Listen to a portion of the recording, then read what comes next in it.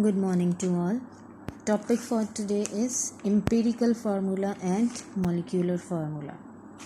तो हमने जैसे पहले डिस्कस किया था केमिकल फार्मूला के बारे में, तो केमिकल फार्मूला की फर्दर आगे दो टाइप्स हैं, जिसमें एक टाइप है हमारे पास एम्पिरिकल फार्मूला और सेकेंड टाइप है मॉलिक्यूलर फार्मूला। तो सबसे पहले हम देखते हैं एम्पिरिकल फार्मूला क्या होता है। The simplest whole number ratio of atoms in a compound is termed as empirical formula. और मॉलिक्यूलर फार्मूला क्या होता है? Actual number of atoms present in molecule of a compound. तो पहले हम मॉलिक्यूलर फार्मूला को ही देख लेते हैं। एक्चुअल नंबर ऑफ एटम्स मतलब जो एक्चुअल कंपोजिशन है किसी भी केमिकल कंपाउंड की, उसके अंदर जितने भी एटम्स मौजूद हैं जो कि मिलकर उस कंपाउंड की कंपोजिशन में मौजूद हैं, उनको हम बोलते हैं कि वो हमारे पास मॉलिक्यूलर फार्मूला या एक्चुअल नंबर ऑफ एटम्स जो भी मौजूद होगा किसी कंपाउंड में वो उसका मॉलिक्यूलर फार्मूला होगा। जैसे अगर हम ग्लूकोज की बात करें तो उसका मॉलिक्यूलर फार्मूला है हमारे पास C6H12O6। मतलब इसमें कार्बन के 6 एटम्स हैं, हाइड्रोजन के 12 एटम्स हैं और ऑक्सीजन के 6 एटम्स हैं। तो इसकी कंपोजिशन में ये तमाम एटम्स जब मौजूद होंगे और केमिकली कंबाइन करेंगे तो जो न्यू कंपाउंड बनेगा वो हमारे पास ग्लूकोज का होगा और ये उसका एक्चुअल फार्मूला होगा, जिसमें हमने जितने एटम्स यूज़ हुए हैं उसकी कंपोजिशन में उन तमाम को मेंशन किया है। तो एक्चुअल नंबर ऑफ एटम्स किसी भी मॉलिक्यूल में जब हम लिखते हैं तो वो उसका मॉलिक्यूलर फार्मूला होता है। अगर हम एम्पिरिकल फार्मूला की बात करें तो ये सिंपलेस्ट रेशो है, ये simplest whole number ratio of atoms हैं जो कि हम मेंशन करते हैं। तो अगर हम इसी फार्मूला को लेके चलें, ग्लूकोज की हम बात कर रहे हैं C6H12O6, तो इसकी सिंपलेस्ट रेशो हमने फाइंड आउट करनी है। तो सबसे पहले हम देख लेते हैं इसकी रेशो क्या है। 6:12:6। जब हम इसको सिंप्लीफाई करते हैं तो 6 के टेबल के साथ हम इसको सिंप्लीफाई कर सकते हैं। 6 1s are 2s are and 6 1s are। तो इस तरह से जब हम दोबारा से इसको एटम्स के साथ मेंशन करेंगे तो कुछ इस तरह से आएगा हमारे पास फार्मूला। अब 1 जो है इसको हम लिखें या ना लिखें दैट इज़ इक्वल, तो इसलिए हम जब फार्मूला लिखते हैं तो हम लिखते हैं CH2O। तो ये हमारे पास जो है वो ग्लूकोज का सिंपलेस्ट होल नंबर रेशो है, जिसका जो ग्लूकोज का एम्पिरिकल फार्मूला है और ये उसका मॉलिक्यूलर फार्मूला है। मॉलिक्यूलर फार्मूला में हमने उसकी कंपोजिशन में एक्चुअल नंबर ऑफ एटम्स जो हैं उनको शो किया है, लेकिन जो हमारे पास एम्पिरिकल फार्मूला है इसमें हमने सिंपलेस्ट होल नंबर रेशो जो है उसकी वो शो की है। ठीक है, तो इस तरह से दो तरह के हमारे पास केमिकल फार्मूलाज हैं, जिसमें एक एम्पिरिकल फार्मूला है और दूसरा मॉलिक्यूलर फार्मूला है। हम एक और एग्जांपल देख लेते हैं, जैसे कि बेंजीन। अब बेंजीन जो है इसका जो एक्चुअल कंपोजिशन है वो है C6H6। अगर हम इसको जो है एम्पिरिकल फार्मूला लिखना चाहें तो हमें सबसे पहले इसकी रेशो फाइंड आउट करनी है एटम्स की, जो कि 6:6 है। जब हम इसको सिंप्लीफाई करेंगे तो कुछ इस तरह से आएगी CH। तो ये बेंजीन का एम्पिरिकल फार्मूला हो गया और ये उसका जो है वो मॉलिक्यूलर फार्मूला है। इसी तरह से अगर हम कोई और एग्जांपल देख लें, जैसे हाइड्रोजन पर ऑक्साइड।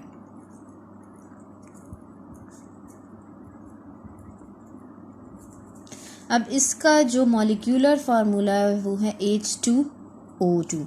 अगर हम इसका एम्पिरिकल फार्मूला निकालना चाहें तो फिर वही मेथड होगा कि हम सबसे पहले इसके एटम्स की रेशियो निकालेंगे, तो ये आ जाएगा 1:1 और इसका एम्पिरिकल फार्मूला होगा HO। तो ये हमारे पास कुछ सिंपल एग्जांपल्स थी जिसमें हमने देखा कि एम्पिरिकल फार्मूला क्या है और मॉलिक्यूलर फार्मूला क्या है। अब अगर हम देखना चाहें कि हमारे पास अगर एम्पिरिकल फार्मूला दिया गया है तो उससे हम मॉलिक्यूलर फार्मूला निकालना चाहते हैं, तो हमारे पास एक फार्मूला आएगा, molecular formula is equal to empirical formula bracket n।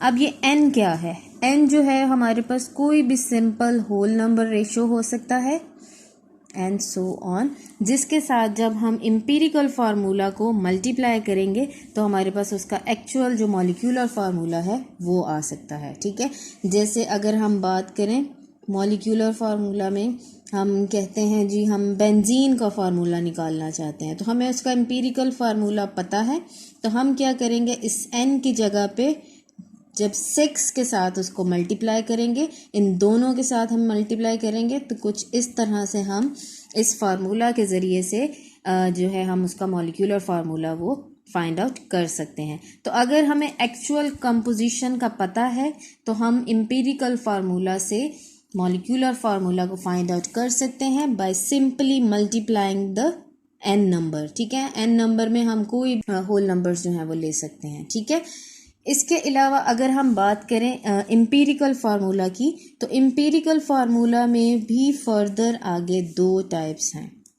एक है कोवेलेंट कंपाउंड्स की और सेकंड है आयनिक कंपाउंड्स की। कोवेलेंट कंपाउंड क्या होते हैं, इनके सिंपलेस्ट यूनिट्स जो होते हैं उनको हम बोलते हैं मॉलिक्यूल्स। अब इसमें भी क्या होगा, एक्चुअल जो नंबर ऑफ एटम्स हैं हम उनकी रेशो फाइंड आउट करेंगे और फिर जो उनकी सिंपलेस्ट रेशो होगी वो उनका एम्पिरिकल फार्मूला होगा। तो जैसे हमने पहले बात की है ग्लूकोज की C6H12O6, तो इसका एम्पिरिकल फार्मूला या सिंपलेस्ट रेशो क्या होगी, CH2O। इसी तरह से अगर हम बात करते हैं सिलिकॉन ऑक्साइड की, ठीक है, जिसको हम बोलते हैं कि ये सैंड का फार्मूला है, तो इसकी अगर हम सिंपलेस्ट रेशो निकालें तो ये आती है 1:2, मतलब एक एटम जो है वो सिलिकॉन का है और 2 एटम्स जो हैं वो ऑक्सीजन के हैं। तो इसको फर्दर आगे हम सिंप्लीफाई नहीं कर सकते, इसलिए जो सिलिकॉन ऑक्साइड है इसका एम्पिरिकल और मॉलिक्यूलर फार्मूला जो है वो दोनों सेम है। ठीक है, इसका एम्पिरिकल फार्मूला भी यही होगा और जो इसका मॉलिक्यूलर फार्मूला है वो भी सेम होगा। अगर हम आयनिक कंपाउंड्स की बात करें तो इसके जो सिंपलेस्ट यूनिट होते हैं उसको हम बोलते हैं फार्मूला यूनिट बोलते हैं। तो यहाँ पे अगर हम एम्पिरिकल फार्मूला की बात करें तो उसमें इसकी डेफिनेशन क्या होगी, simplest whole number ratio of ions present in ionic compounds। अब आयनिक कंपाउंड्स क्या होते हैं, जिसमें नेगेटिव एंड पॉजिटिव आयन्स जो हैं वो क्रिस्टलेटस या 3D स्ट्रक्चर्स बनाते हैं।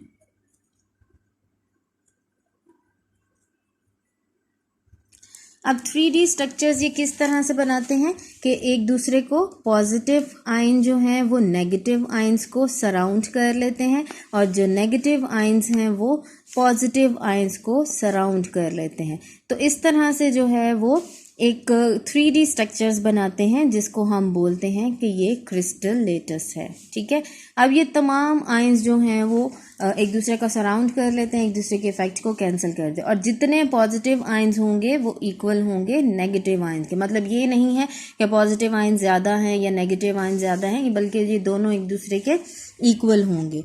ठीक है, तो आयनिक कंपाउंड्स में क्या है, simplest whole number ratio of ions that are present in ionic compounds, मतलब उसमें पॉजिटिव और नेगेटिव आयन्स मौजूद हैं जो कि सिंपलेस्ट रेशो में मौजूद हैं। तो मोस्टली क्या होता है कि जो आयनिक कंपाउंड के फार्मूला यूनिट है वही उसका एम्पिरिकल फार्मूला है, वही उसका मॉलिक्यूलर फार्मूला भी, मतलब इनमें मॉलिक्यूलर और एम्पिरिकल फार्मूलाज जो हैं वो मोस्टली सेम होते हैं। जैसे अगर हम NaCl की बात करें तो ये सिंपलेस्ट रेशो में मौजूद है, तो यही इसका जो है वो एम्पिरिकल फार्मूला होगा और यही इसका मॉलिक्यूलर फार्मूला है। अगर हम KBr की बात करें तो ये भी इसी तरह से सिंपलेस्ट रेशो में मौजूद है और इसका एम्पिरिकल और मॉलिक्यूलर फार्मूला जो है वो सेम है।